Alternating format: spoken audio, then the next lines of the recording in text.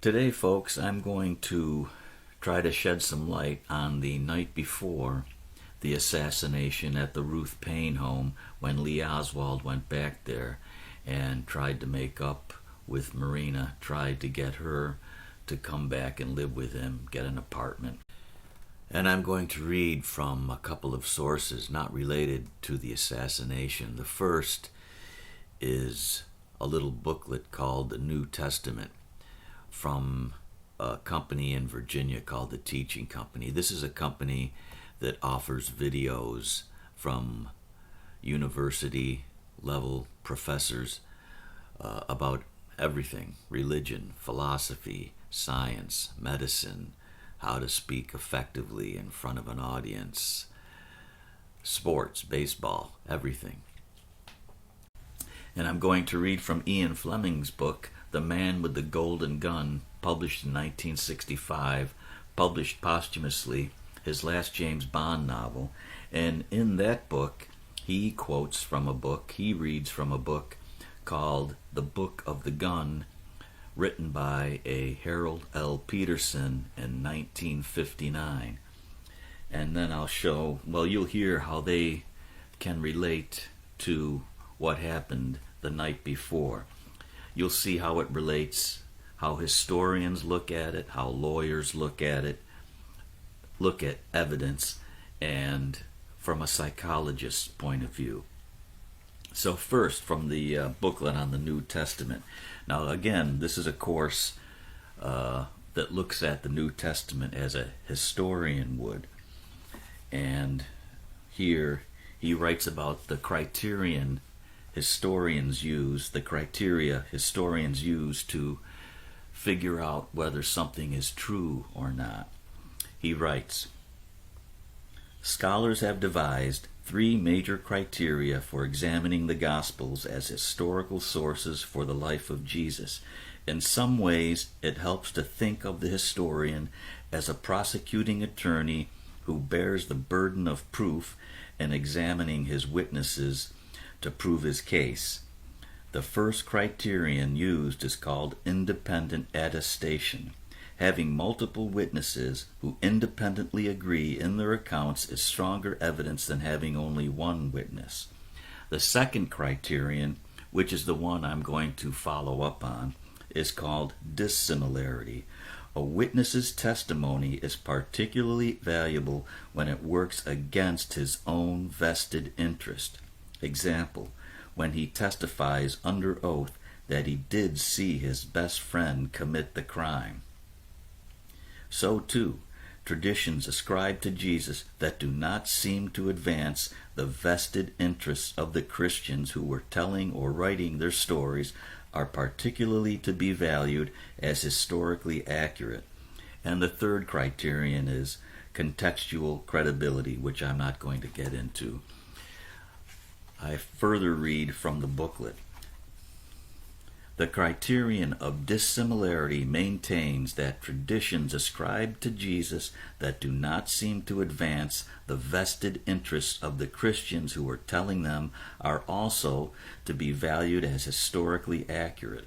The logic behind this criterion is that we know that Christians were altering and sometimes even inventing stories about Jesus. They did so to make their own points about him, that is, because of their own vested interests in telling the stories. If a story does not advance the vested interests of the Christians telling it, then it is not a story that they would have made up. Such stories survive in the tradition precisely because they really happened. Again, some examples of how the criterion can actually work will help to clarify it. Jesus' followers probably would not have invented the tradition that he came from Nazareth because Nazareth was a tiny, insignificant place that no one had ever heard of and that had no connection with the coming Messiah. If they were to make up a place for Jesus to be born, it would probably be Bethlehem. The tradition of Jesus as a carpenter, or at least a man who worked with his hands, is another example because this occupation had low social status.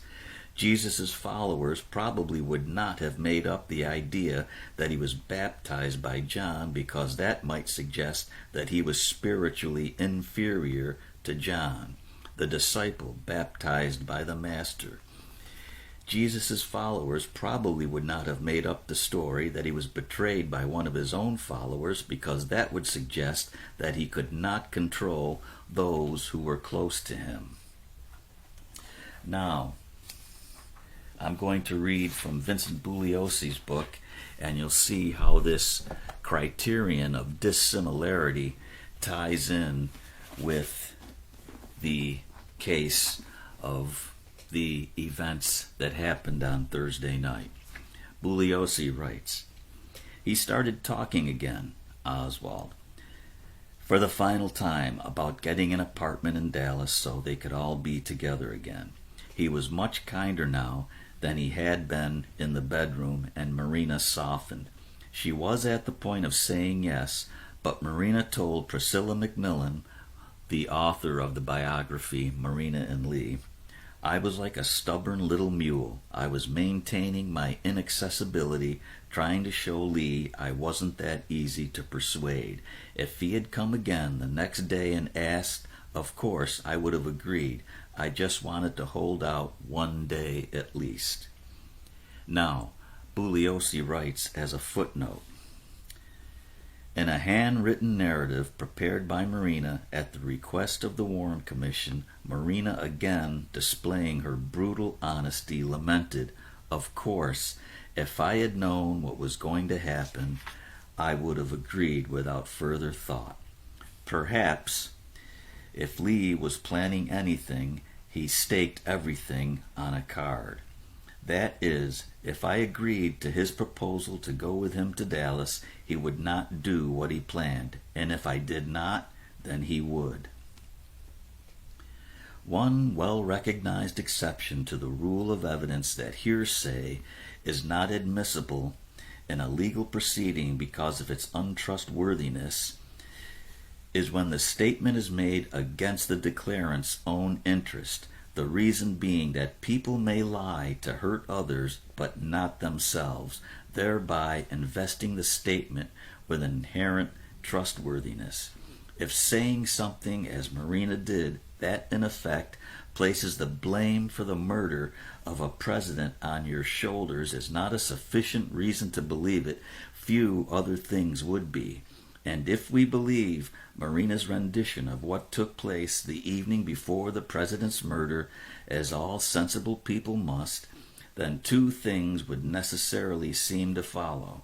One, that Oswald's decision to kill Kennedy was tentative, that he would not have killed Kennedy if Marina had agreed to come back to him. And two, by this fact alone, the likelihood of his being a part of a conspiracy to murder Kennedy in which others got him to do what he did is virtually non-existent. And the last thing I'm going to read from, The Man with the Golden Gun by Ian Fleming. In this section of the book here, M, you who follow the James Bond movies, you know who M is. M is Bond's boss. He has had one of his staff investigate Scaramanga, the assassin who's killed lots of people in MI6, and they need to get rid of him.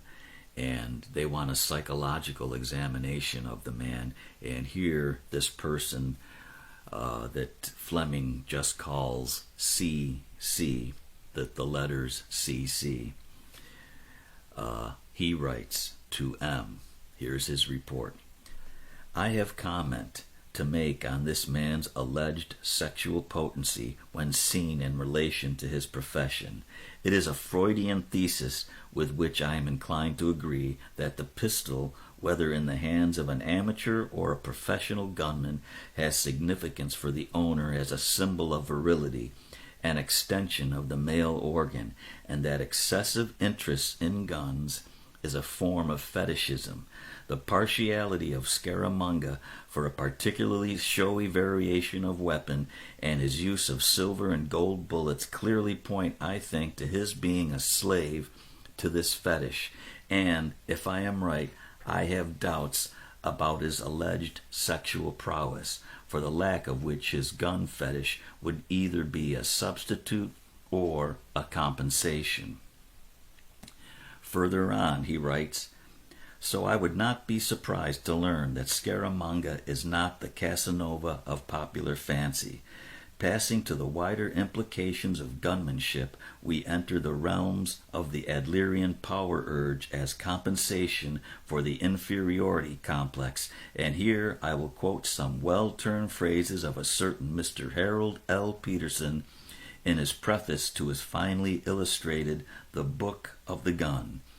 Mr. Peterson writes, in the vast array of things man has invented to better his condition, few have fascinated him more than the gun. Its function is simple, as Oliver Winchester said, with 19th century complacency. A gun is a machine for throwing balls. But its ever-increasing efficiency in performing this task and its awesome ability to strike home from long range have given it tremendous psychological appeal.